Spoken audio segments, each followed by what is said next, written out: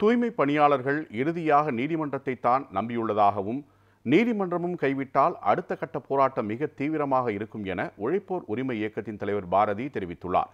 அவருடன் நமது செய்தியாளர் லட்சுமணன் பழனி நடத்திய கலந்துரையாடலை தற்போது பார்க்கலாம். சென்னை பெருநகர மாநகராட்சியின் மண்டலம் 5 மற்றும் 6இல் பணியாற்றக்கூடிய 2000க்கும் மேற்பட்ட தூய்மை பணியாளர்கள் 99 நாட்களை கடந்து நாளை 100வது நாளாக போராட்டத்தில் ஈடுபட இருக்கிறார்கள். இது மட்டுமல்லாமல் அடுத்தடுத்த கட்டமாக இந்த போராட்டம் எந்த அளவுக்கு வலுவடையக்கூடும் என்பது குறித்து பேசுவதற்காக உழைப்போர் உரிமை இயக்கத்தின் தலைவர் பாரதி நம்மிடம் இருக்கிறார். அவரிடம் கேட்டு தெரிஞ்சு கொள்ளலாம். சார் வணக்கம். 99 நாட்கள் முடிந்து 100வது நாளாக நாளைக்கு இந்த போராட்டம் தொடரப்போகுது. எந்த அளவுக்கு இந்த பிரச்சனை போயிட்டு இருக்கு? இப்போ நாளைக்கு 100வது நாள் தொடப்போட நேரத்தில் வலிமையாக கம்பீரமாக வேலையின்மை, வறுமை, பசிப்பட்டினி தாண்டி இந்த போராட்டம் நடக்குது. வெற்றிகரமான 100வது நாளை நோக்கி நாளைக்கு நகர்றோம். ஆனால் போராட்டங்கள் வெற்றிகரமாக நடக்கிறது சுலபம் இல்லை. 22 குற்றவியல் வழக்குகள், 12 முறை கைது, சொல்லனா துன்பங்களை தொழிலாளிங்க அனுபவிச்சுட்ருக்காங்க. பசிப்பட்டினி நேற்று கூட ஒரு தொழிலாளி வீட்டில் காலி பண்ணு சொல்லி போலீஸை கூப்பிட்டு பொருளெல்லாம் எடுத்து வச்சு பக்கத்து வீட்டில் போய் பொருள் வச்சுருக்காங்க.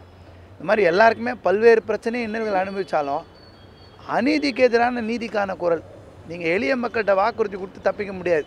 எங்கள் நீதி வேணுன்ற குரலை நோக்கி இன்றைக்கி நகர்த்துட்டு நிற்கிறாங்க. இன்றைக்கி அரசாங்கம், மாநகராட்சி ஒரு தப்புக்கு இன்னொரு தப்பாக பண்ணிகிட்டே போகிறாங்க. கடந்த 14/10/2025 கூட என்ன பண்ணியிருக்காங்கன்னா 2 தீர்மானம் போட்டிருக்காங்க. ஒன்று 186 கோடிக்கு சாப்பாடு கொடுப்போம்னு சொல்லுது 15 மண்டலம்.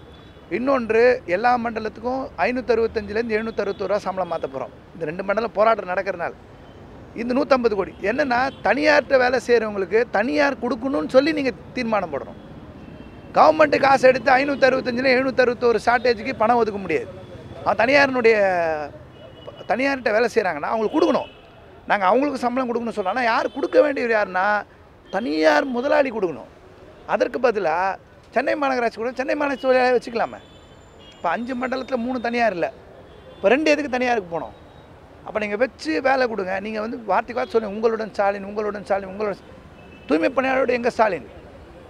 நீங்களே இருக்கணும், நீங்களே பக்கத்தில் இருக்கணும், நீங்களே நீதி வழங்கணும். ஒரு விஷயம் என்னென்னா, இப்போ நீதிமன்றத்தில் எங்களை புதன்கிழமை வரைக்கும் 2 தரப்பு அப்படியே இருங்க, தொடர்ச்சியாக போராட்டம் நடத்தல என்ன தப்பு இருக்குது, காலவற்ற உண்ணாநிலை போராட்டத்துக்கு என்ன தப்பு இருக்குது, நடத்துறதுல என்ன தப்பு இருக்குது, பதில் சொல்லி ஆகணும் கவர்மெண்ட் சொல்லியிருக்காங்க. அவங்க கவர்மெண்ட்டு பதில் சொல்லி தொடர் காலவரற்ற உண்ணாநிலை போராட்டம் இருந்துச்சுன்னா தமிழ்நாட்டு மக்கள் எங்களோட கூட இருப்பாங்கன்னு நம்பிக்கை. சார், இப்போ புதன்கிழமை விசாரணைக்கு வருதுன்னு சொல்கிறீங்க வழக்கு. இப்போது எந்த அளவுக்கு பாசிட்டிவாக வரும்னு நினைக்கிறீங்க? உங்களுக்கு நாங்கள் ரொம்ப நம்பிக்கையோடு இருக்கோம். மாண்புமிகு நீதிபதி அவர்கள் அரசியலமைப்பு சட்ட உரிமை பக்கம் இருப்பாங்க அப்படின்னு நாங்கள் உறுதியாக நம்புகிறோம். எங்களுக்கு திருப்பி போராட்டத்துக்கு உண்டான கதவுகள் திறந்தா நிச்சயமாக இந்த போராட்டம் இன்னும் வலிமையாக நடக்கும்ன்றதை நாங்கள் நம்புகிறோம். சார், இப்போ இறுதி கட்டமாக நீங்கள் புதன்கிழமை வர வழக்கு விசாரணைக்கு தான் நம்பி இருக்கீங்க. இறுதி கட்டமாக இப்போ நீதிபதியை நம்பி தான் இருக்கீங்க. இப்போது அடுத்த கட்டமாக இப்போ நீதிமன்றம் சார்பாக உங்களை கைவிடப்பட்டால் அடுத்த கட்ட நடவடிக்கை என்ன இருக்குன்னு நினைக்கிறீங்க? அடுத்த கட்டம் இப்போது நேற்று வங்கக்கடல், அடுத்தடுத்த கட்ட போராட்டங்கள் நிச்சயமாக இருக்கும். அது போன்ற போராட்டங்களும் நடக்கும். அமைதியான வழியில் மட்டும் போராட மாட்டார்கள். உங்களோட தகவலுக்கு ரொம்ப நன்றி சார்.